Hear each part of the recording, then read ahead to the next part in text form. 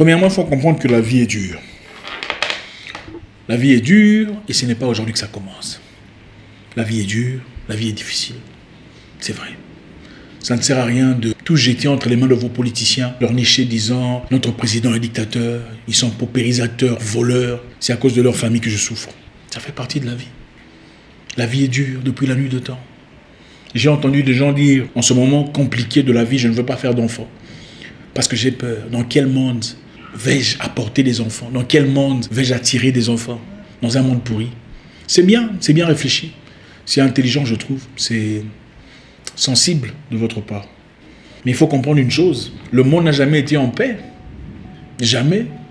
Peut-être, je dirais que les 60 ans passés ont été les moments où il y a peut-être eu le plus de paix possible. Comment les gens ont fait pendant la Deuxième Guerre mondiale? Ils ont eu des enfants. Ils ont vécu leur vie malgré les difficultés, malgré les risques de mourir à chaque instant, malgré la peine, la douleur, malgré l'anxiété. Ils ont fait des enfants. Ils ont vécu leur vie. Beaucoup se sont mariés malgré les difficultés auxquelles ils étaient confrontés. Comment ont-ils fait pendant la fièvre espagnole en 1920, où une situation qui a réclamé plus de 150 millions de vies? Ils ont vécu leur vie. Ils ont trouvé des moyens malgré les difficultés, parce que ce moment-là d'ailleurs, c'était un vrai problème parce qu'on voyait les gens tomber dans les rues. C'est pas comme notre histoire ici aujourd'hui, on nous parle de ce qu'il y a, mais bon, on ne voit pas. À l'époque, on voyait des gens. Mais les gens ont trouvé des moyens, trouvé des moyens de trouver de l'emploi. Ils ont trouvé des moyens de vivre, des moyens de construire, des moyens d'avancer. Comment on a fait? En 1913, la Première Guerre mondiale, la vie était compliquée, la vie était très dure. Mais beaucoup se sont mariés, ils ont fait leurs enfants, ils ont construit malgré la guerre, ils ont progressé. Beaucoup sont morts. Chacun son paradis, chacun son moment. La vie est dure, il faut s'y habituer. Ça n'a jamais été différemment. Ça n'a jamais été différent depuis la nuit de temps. Rentrons en arrière. Napoléon, c'était dur. Charlemagne, c'était très dur. À l'époque des Romains, c'était très dur. L'Empire grec, compliqué. Oh, je suis né des parents pauvres, voilà pourquoi je suis... D'accord. Les parents étaient pauvres, on peut comprendre. Mais ce n'est pas un serment défini pour votre vie. Vous pouvez trouver des moyens. N'y a-t-il pas des gens qui ont grandi dans votre quartier, qui ont vécu dans votre région, qui ont connu les mêmes difficultés que vous, mais qui aujourd'hui ont pu les surmonter? Il y en a certainement. N'y a-t-il pas des gens qui ont connu les mêmes revers, qui ont été aux mêmes écoles que vous, aux mêmes handicaps auxquels vous avez été confrontés, mais qui aujourd'hui avancent et progressent dans la vie, ont des familles stables, de l'emploi, des visions, de l'avenir? S'ils l'ont fait, à combien plus forte raison vous? Sont-ils plus précieux que vous ou plus importants? Absolument pas. La vie est dure, mais il faut faire avec. Il faut se battre. Il ne faut pas être lâche. Les politiciens sont voleurs, c'est vrai, on le sait. Ils sont méchants, ça c'est vrai. Il n'y a pas de doute. Mais comment vous faites? Vous restez là défait, assis dans un coin croupissant, dans la misère, la galère, dans la bise du désarroi? Absolument pas.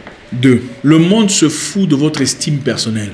Vous savez, ces éléments, moi j'aurais bien voulu que quelqu'un me les apprenne quand j'étais plus jeune. J'espère que ça va aider quelqu'un quelque part. Même les plus vieux. Le monde se fout de votre estime personnelle. C'est-à-dire, ce que vous pensez valoir n'a aucune importance devant les gens. Pour le monde, c'est ce que vous êtes, ou ce que vous représentez, ou ce que vous êtes capable de faire, ou ce que vous faites. C'est tout ce qui a de l'importance. Que vous ayez de l'estime personnelle ou pas, si vous avez de l'argent, on va vous respecter. Si pas vous respecter, au moins on va vous mentir en vous flattant. On va vous considérer. Mais si vous n'avez rien, personne ne va vous regarder avec estime. Le monde se fout de moi, je n'accepte pas ça. Moi d'ailleurs, je ne peux pas tolérer ça. On s'en fout de ça. On s'en fout de ça. Mon cher, tu vas mourir de faim avec moi, je ne peux pas tolérer ça. Hein, si tu es en position de faiblesse, il y a des moments où il faut accepter des choses jusqu'à nouvel ordre. Jusqu'à ce que tu aies la capacité de voler de tes propres ailes. Votre estime personnelle vaut seulement ce que vous avez en poche ou ce que vous représentez. Il ne s'agit pas ici d'être riche, il s'agit d'être indépendant. Les gens considérant votre estime personnelle à partir du moment où on sait que vous ne demandez rien à personne, vous ne venez jamais pour dire hey, « excuse-moi, aide-moi, j'ai besoin de ça. Est-ce que tu peux m'aider? L'enfant est malade, est-ce que tu peux me donner un peu d'argent pour aller? Je veux faire un voyage, mais je n'ai pas assez d'argent. » C'est à partir de ce moment-là qu'on commence à considérer votre estime personnelle. Mais si vous n'avez rien d'autre à montrer à part « moi, je ne tolère pas ça », mettez-vous au travail. Faites quelque chose. Commencez quelque part. Bousculez un caillou. Renversez une brique. Construisez quelque chose. Bâtissez votre avenir. Votre estime personnelle n'a aucune importance si vous n'avez rien à montrer en accord avec cela. Quand tu dis aux gens, moi je ne tolère pas ça parce que voilà, moi, on te posera une seule question. Toi, tu es qui? Tu diras quoi? Trouve le qui là qui manque. Place le qui manque. À partir de ce moment-là, ton estime personnelle vaudra tout ce que tu veux. La vie m'a appris qu'il faut travailler dur pour ce que tu désires. Il faut arrêter de rêver. Arrêter de rêver sa vie. Moi, dans l'avenir, je ferai ça. Moi, je souhaite avoir une grosse voiture, une grande maison. Il faut arrêter de rêver. Il faut se mettre au boulot. Moi, je vais vous dire un truc. Le rêve n'est que pertinent quand il est lié au travail. Moi, je me souviens à très longtemps, j'avais 20 ans d'âge. Et il y a une voiture que j'aimais bien, la X5, Sport Version. Et je ne rêvais que de ça. En fait, il y avait un monsieur un monsieur que je respecte beaucoup, Mike Bernardo, paix à son âme, qui venait dans le même gymnase que nous, dans sa grosse voiture, sa très jolie famille. Ça m'a beaucoup motivé. J'ai bossé très dur pour y arriver. J'ai d'abord commencé par surveiller les voitures des gens. C'était ça, mon voyage vers ma destinée. J'ai surveillé la voiture des gens, j'ai balayé les cours des gens, j'ai fait la sentinelle. Et je n'ai pas honte de le dire. J'avais une direction. Il faut arrêter de rêver sa vie.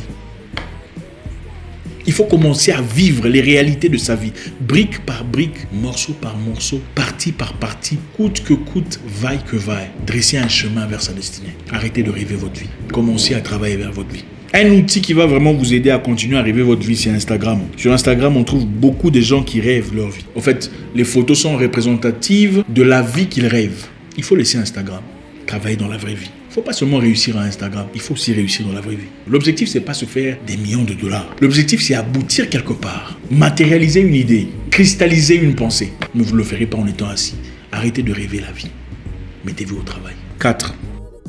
La vie m'a appris qu'il n'y a pas de saut métier. Il ne faut pas négliger un boulot.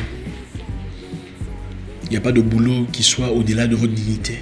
En tout cas, pas quand vous êtes en difficulté. Il arrive un moment où il faut mettre sa dignité de côté et faire un travail qui gêne pour aboutir à quelque chose. S'il faut faire un autre boulot, s'il faut se lancer dans une histoire qu'on n'aime pas nécessairement, mais pour avoir l'argent nécessaire pour commencer autre chose, faites-le. Comme je l'ai dit précédemment, moi j'ai travaillé comme gardien de voiture, j'ai travaillé comme agent de sécurité, pas pour m'en moquer, mais c'était ma réalité à un moment donné. C'est une réalité que je comprends très bien. J'ai balayé les cours des gens. J'ai travaillé comme vigile. Ça fait partie de la vie. Il n'y a pas de boulot au-delà de votre dignité si vous êtes en difficulté. Si vous vivez en Europe, aux États-Unis, vous pouvez faire flipping burgers, donc les hamburgers chez McDonald's. Pendant un temps, ce n'est pas pour le reste de la vie, mais pendant un temps, s'il vous faut de l'argent pour voyager et que c'est le seul moyen qui puisse apporter cet argent, faites-le. Faites-le. Il n'y a pas de boulot en dessous de votre dignité. Faites le sacrifice. Et ceci est valide pour les jeunes entrepreneurs qui veulent commencer quelque part. Vous souhaitez avoir un beau bureau quelque part en ville, mais les moyens ne vous permettent pas. Vous n'avez pas encore la clientèle nécessaire pour y être. Attendez, vous pouvez prendre un petit studio quelque part, dans un endroit plus manageable, avec des frais plus abordables. Le temps que vous y arrivez, véritablement, si vous en souffrez financièrement, ça sert à quoi? Il n'y a pas de business en dessous de votre dignité quand vous êtes dans le besoin. Ça, il ne faut jamais l'oublier. Le problème de l'humain, c'est savoir s'ajuster. La vie n'arrête pas de fluctuer. Il y a des moments où on arrive à un niveau élevé et qu'on est confronté à des difficultés, on tombe un peu. Mais quand on tombe, on ne veut pas manager sa vie financière au niveau où on est tombé. Parce qu'on est habitué à un niveau plus supérieur. Il faut savoir s'ajuster. Si c'est temporaire, passez temporairement ce moment-là, sombre, mais pour rentrer où vous étiez, où vous êtes censé être. Il y a ce point très important qu'il faut souligner. Ce n'est pas la faute de vos parents si vous foutez votre vie en l'air. Vous prenez les mauvaises décisions, vous prenez les mauvaises directions et vous en subissez les conséquences. Ce n'est pas la faute de vos parents. C'est votre responsabilité. Il y a un monsieur là que je connais, après avoir fait plusieurs enfants, je ne sais pas 15 ou 16 ou 17 avec 9 mamans différentes, peut-être moins, s'est retrouvé coincé quelque part en Turquie ou un truc comme ça, dans des difficultés, quitté son pays depuis très longtemps. Et puisque les choses ne marchent pas pour lui, qu'est-ce qu'il a fait? Il a commencé à accuser sa mère, sa propre mère, disant que sa maman est sorcière. C'est la raison pour laquelle il n'avance pas. Sa maman est sorcière, ils ont été sacrifiés dans la sorcellerie, voilà pourquoi sa vie stagne. Mais il a oublié que quand il partait avec ces femmes-là, sa mère n'était pas là. Quand aujourd'hui il se retrouve avec une douzaine d'enfants ou quinzaine, issus de différents... sa mère n'était pas là. Il faut assumer ses propres actes, assumer ses œuvres. C'est trop facile. Oh, maman était sorcière, on nous a sacrifiés. Il faut grandir. Ce n'est pas la faute de vos parents si vous foutez votre vie en l'air. Tout ce que vous voyez dans les réseaux sociaux ne sont pas les réalités des gens que vous voyez dans les réseaux sociaux. Tout ce que vous voyez sur Internet n'est pas nécessairement vrai. J'ai vu beaucoup de jeunes, en tout cas en anxiété, angoissés. Les enfants de certains amis en difficulté émotionnelle parce que leurs amis étaient sur Internet avec des photos professionnelles, avec des beaux habits, des chaînettes, des montres spéciales et tout ça. Internet a apporté beaucoup de choses positives, mais aussi son lot de négativité. Et il faut évaluer si le lot de négativité n'est en effet pas plus lourd que celui de positivité. Il faut faire très attention. Ce que vous voyez sur Internet, ce n'est pas nécessairement la réalité de la personne que vous voyez devant vous. Beaucoup de personnes s'inventent des vies. Ne comparez jamais votre vie, votre vraie vie, à la vie Internet d'une personne. Les photos que vous voyez sont des photos méticuleusement arrangées et filtrées. Ça ne représente en rien la réalité des gens. D'ailleurs, je vous ai dit une fois dans une autre vidéo que j'ai une fois rencontré une fille que je voyais souvent sur Internet. Quand je l'ai vue de vive voix, j'avais beaucoup regretté. Parce qu'elle n'était pas moche. Seulement, ça pourrait être de l'escroquerie. Ce n'est pas bien. Ne vous mettez pas la pression pour représenter une image en accord avec ce que vous voyez. Chacun sa vie, chacun son avenir, chacun ses pas, chacun sa vitesse. Pour récapituler très rapidement, la vie n'est pas juste. Il faut s'y habituer. Depuis la nuit de temps, la vie n'a jamais été bonne, qu'on ne vous trompe pas. Il y a des moments de bonheur, ça arrive, attention. Mais l'homme naît, il grandit, il vit, il meurt. Le monde se fout de votre estime personnelle, peu importe ce que vous ressentez pour vous-même, c'est pour vous. Le monde se fout de ça, on ne voit pas ça. On se fout de votre histoire. On veut voir ce que vous représentez, qu'est-ce que vous avez, qu'est-ce que vous êtes. Vous êtes où? Battez-vous, au lieu de dire moi, je ne ferai pas ça. 3. Il faut bosser dur pour ce que tu veux dans la vie. Il faut arrêter de rêver. Aucun boulot n'est en dessous de votre valeur, votre dignité. Il n'y a pas de saut métier. Il y a que des gens qui ne sont pas intelligents. S'il vous arrive à un moment défini de votre vie de faire un boulot que vous n'aimez pas nécessairement, mais dans le but d'avancer, un boulot qui clairement vous aidera à aboutir quelque part, faites-le. Si vous foutez votre vie en l'air, ce n'est pas la faute de vos parents. C'est votre faute. Il faut assumer. Merci infiniment. J'espère qu'on a appris quelque chose ce soir. C'est toujours un plaisir d'échanger avec vous. Et aussi, je souhaiterais que vous nous suiviez sur notre nouvelle page, Votre Frère.